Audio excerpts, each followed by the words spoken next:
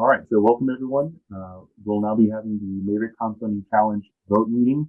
We had over 200 entries, and the quality of entries has gone through the roof. You guys have made it so difficult to choose winners, but we had to do difficult work, and we narrowed it down to 10, which we'll be discussing during this meeting. The first entrant up is Tim. So I'll go first. Personally, I enjoyed the different perspective the animated bubble chart over time gives you over traditional line charts, which can get difficult to understand with the amount of categories that are available here. At the same time, it is forcing me to keep track of like multiple data points over time, which made it kind of difficult. I would have preferred that maybe he would have put something like trails on the bubbles. That would have made it a lot easier to keep track of as you play the animation. I like the machine learning prediction and the success output, how it also automatically aggregates the projects that it predicts will be winners for you. So if you're looking for winners, which is what the whole challenge is about, right? Recommendations, I think it does it beautifully, down to being able to see an explanation of what's contributing to the machine learning algorithm predicting it as a success. Yeah, I agree. Like Frank, that was I had very similar feedback there. The one thing that I really liked about this approach too is that it becomes very scalable, right? So as the data set is refreshed and you're adding new projects in, that ML model can then continue to build off of the historic data set and say, all right, these are the factors that contribute most to success. Here are the new live projects that it would determine to be most successful. And again, cool kind of novel approach here. Moving on to Jarek, and I'll start it off. So I like the fact that reading this makes it feel like I just spoke to a financial or investment advisor, right? The risk breakdown from safe bet, where to look, high risk, potential high reward. It's almost like I walked into someone's office, picked up a pamphlet, and I'm being guided, like, regarding like this investment vehicle. So I thought that was really cool. The chart guide, along with the uniformity of this chart type of chart, right? The line chart, how he's got the upper quartile, medium, lower quartile, and then he's using the same chart, right? So I take this understanding that I got from one chart and I'm applying it towards the others, and I'm rapidly picking up what he wants me to know from investing my time, right, in that legend he's got on the upper right. Yeah, that's really what I loved about this particular entry. Yeah, I agree with most of those points. I think just to chime in, he was one of the few who took a really solid statistical approach to kind of targeting in on his recommendations. So I like the charts. I like the fact that he added a chart guide showing upper quartile, median, lower quartile, kind of using that as a benchmark or standard approach that he applied as he broke down the data by country, by category, and eventually leading to his recommendations, which agree. The fact that he kind of broke it out into different types of recommendations based on different investment strategies, I thought was really clever and very smart. We'll be moving on then to Zoe Douglas. Yeah. So again, like looking at this as a top-down flow, starting off with, all right, where do we want to invest? And Zoe's determining that the U.S., based on the volume of projects, is the first place to kind of look at investing. And then from there, I know we chatted about this a little bit yesterday. This is a great use of the key influencer visuals to say, hey, based on this region, this is the top segment within the region that I now want to look at. It's the top performing segment where you have the number of backers is higher than a certain threshold. In this case, 50, and then the goal is less than or equal to, about 5,000. Right. So based on that criteria, then let's explore, the different attributes of the different, categories or whatever within the section or within that segment that makes sense. And here, one of the things that this was the first place that I saw this insight, which was, I thought, really great, was that it wasn't necessarily about the specific categories. I think a lot of the entries focused on, hey, invest in these types of categories. And this was more about the quality, right? So the quality of the submission or the quality of the project, the goal threshold, so at 5,000 and under, that those were highly successful, along with a lot of backers. So looking for kind of like the quality and popularity of a project, or being able to, kind of push forward the, a project being popular, would lead to its success there. So again, I really liked the logical, the structure and layout here. Yeah, I really like this one as well. I like the fact that, we're always knocking tree maps because they're not an effective way to show comparisons across categories. If you want to focus on, let's say, more than one category, and in this case, she's only using it to highlight how big the US compared to the rest. And I think it does make it come across really effectively, which is really all you want from a visual, regardless of whether you should be using tree maps in that scenario or not. So I thought that's the first time I've seen a tree map and think, wow, that was a great idea. And like you say, Aaron, I really like that she kind of broke down categories. So she focused on the US because of the tree map. She used the top segments to identify that backers and goal were the main factors that contributed to success, as long as they were greater than 50 and less than 5,000. And it shows you that if you're not looking at that segment, category does kind of play a role, and you can see those bar charts, and that's what we've seen from everyone else. Mm-hmm. But as soon as you filter down to what she's recommending, they're all successful across the board for categories, which is great. So this is one of my favorites. All right, cool. So up next, we've got Loris. And so this is another entry we see where they've got linearity from the top to bottom, right? And I love that we've seen so many like this, because it does seem like the audience is watching our videos and they're picking up on, right, the format that we're partial to, that works well, that a non-technical end user can follow along seamlessly and take much from it, right? Yeah, I think one thing Loris did well that we're starting to see as a consistent theme with our finalists in the past few challenges is just creating a really clear, linear narrative that's very easy to follow, whether you are a BI professional or your average reader. I like that he kind of focuses on very clear questions. Is category a factor? Got one visual that's designed specifically to address that question with related insights and recommendations associated with it. I thought just layout wise and storyline wise, that was really strong. Some of the formatting, I think, made it a little bit tough to interpret some pieces of this. But overall, I think this was a good entry with some strong insights and again, a really clear story from start to finish. All right, excellent, guys. So up next, we have Hannah. Yeah, this one struck me initially for just kind of clean design and solid layout. I do agree there's a lot going on here. I think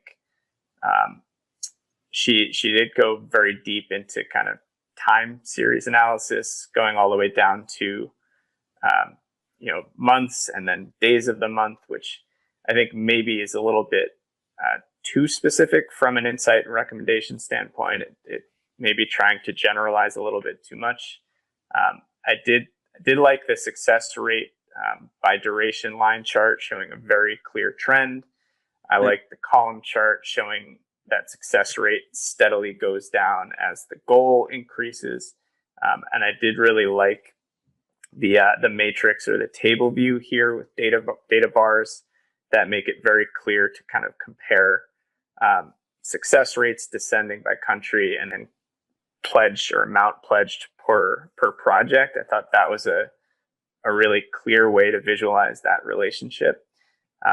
So overall, I think a lot of really nice things going for this one. I think, again, some of the recommendations are a little more specific than they could be, but overall, good, clean design, and I think a solid approach. Okay, so moving on to someone who's frequently made it to the finalist stages, Clay Cooper. I feel like he's a fan favorite at this point. Yeah, to kind of extrapolate on the top of the dashboard here, I really like the success rate by category table here with the conditional formatting within the backgrounds, where there were a lot of dashboards that called out the specific insights about, hey, invest in these categories below these dollar thresholds. And I thought here was a really intuitive, way to be able to, it's a very familiar visual to people, and it's or layout. And it's very easy to go in and see, like, okay, at this dollar amount, these categories tend to be the most successful, right? And then from there, that kind of lends itself to further analysis. It's like, okay, what about these categories makes it, that there's a higher success rate there? Is it because it's, a card game and there's lower money that's needed to actually fund the project, or is there just more interest in it at that point in time? Because it's a newer emerging technology or, something like that. So, I really liked this chart and how it leads into the rest of the dashboard. Yeah, to kind of just build on everything you guys said about how he's building the narrative, how I really like the heat map that he used as well, especially like you mentioned, Aaron, that he's using it both to call out which categories are best to invest in, and also calling out the relationship to the goal, like how campaigns with lower goals tend to have more success. And I also like that he's using the same type of visual across the board. So as a reader, you're not trying to interpret a million different things in different ways. You know what you're looking at, and that first thing that you understood in the first table will carry to the rest until you land at the bar chart, which is pretty much the easiest chart to read. So it's no problem at all. I like that he dove down into subcategories, so not a lot of people did. They usually kept it at the category level, and then it all leads to his final recommendation, which I like that he highlighted the success rate with what he chose as being 60%, and you can compare that to the success rate that he has at the top when he started, which was only 34.73%. So that's kind of like the gain that he made with his analysis, which is awesome. Okay. Moving on to Jaden. So Jaden, right, like anybody who's going to invest somewhere, I guess one of the, if not the most important thing, is this investment vehicle going to be successful, right? And he based his whole analysis off of this, right? Success rate by category over time, success rate by campaign length, success rate by goal revenue. I do like the fact that it feels a bit of like a mix between the linearity we've seen before, where it's just the analyst showing you, okay, here's what is the best and why, and moving on to the final conclusion. And this feels a bit like a hybrid, right? There's elements like that because we've got the insights in the bottom, but then there's some interactivity going on where you can go into art, comics, crafts, dance, design. So even if you wanted yourself to choose something other than going along with the strict insights he's providing, you can do that for yourself. And then the way it ends, right, with like the annual insights, I think kind of just brings everything good together. Yeah, one thing I liked about this was the simplicity. It's very clear, okay, you're going to look at 4 different components of this story. They're clearly titled, and there's an insight associated with each. This is something I've talked about a lot before. You're kind of guiding the user very clearly. You're choosing visuals that are designed for very intentional, deliberate purposes. I thought Jaden did that really well. I really like the area chart in the lower left. I thought that was one of the best ways to tell the story that a number of people kind of discovered, which is as pledge amount or goal amount increases, success rate very steadily drops. I thought that really told that story in a very obvious and clear way. One thing that we saw a number of people do is include data from 2018, which I believe only had about 2 days of data in the data set. And if you include that data, you end up with kind of the trend like you see in the top left, which makes it seem like there's a dramatic drop happening there, which is actually not true. There's only a very small amount of data. So just kind of data viz tip there if you're dealing with partial time periods. I think in this case, excluding it probably would have made that story a little bit more clear. Moving on to Heinrich. I think Heinrich did an excellent job with the visualizations. Like this is just a beautiful dashboard. We had a category like just for like aesthetics or how good these dashboards look, like this would be top notch, right? Everything's done well. The shading and the area charts, the ribbon chart, everything just looks wonderful. And it does have the insights on the right. After seeing so many entries, right, like a lot of these insights, I had seen them previously. What would have, I think, just made this that much better would have been clear recommendations, right? Something to bring everything together and to show me where I, as the end user, should spend my money on whatever investment project would be recommended by Heinrich. But I don't see that. I think that detracts greatly from it. I really like the bubble chart on the left, sized by the amount pledged. I think that packs a lot of information into a very clean visual. I agree aesthetically, this one is very tight, very polished. I think it's worth talking about kind of the trade-off between form and function here. One of the downsides, I think, is that sticking with such a narrow color palette can make some of the visuals tough to interpret, like the legend and the ribbon chart. A lot of shades of green in there, which can make it tough to really understand which category you're looking at inside the chart. And there are cases here where for categorical comparisons, generally we'd like to see things like column or bars as opposed to line charts, which generally show trends over time. What I did really like about this is, there are very clear insights on the right side of the dashboard. Frank, to your point, I would have loved to see those kind of all kind of push towards one ultimate recommendation here. So I think that was kind of the one piece that was lacking here for me. Okay. Moving on to Atonier. Yeah, I think one of the things that I really liked about this is the bottom left chart here. Sorry, Enrique, what did you call that yesterday? Slope chart. The slope chart. Yeah. So one of the things that I really liked with the bottom left slope chart here was highlighting specifically the film, video, and music, categories and how they've declined over time.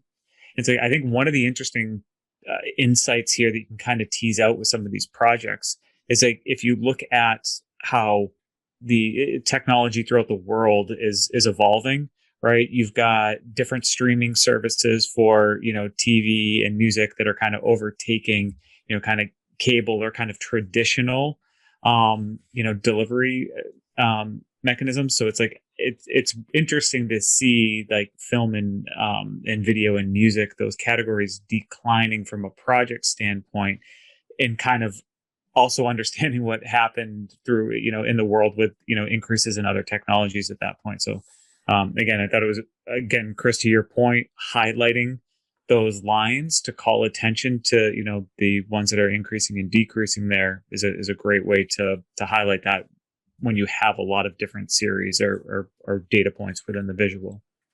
Yeah, just to add on to that, I think that's a great point, right? Which is that when you look at this data set in aggregate, you see a very different story from a category standpoint, right? You see, the music, the film and video success rates really pop.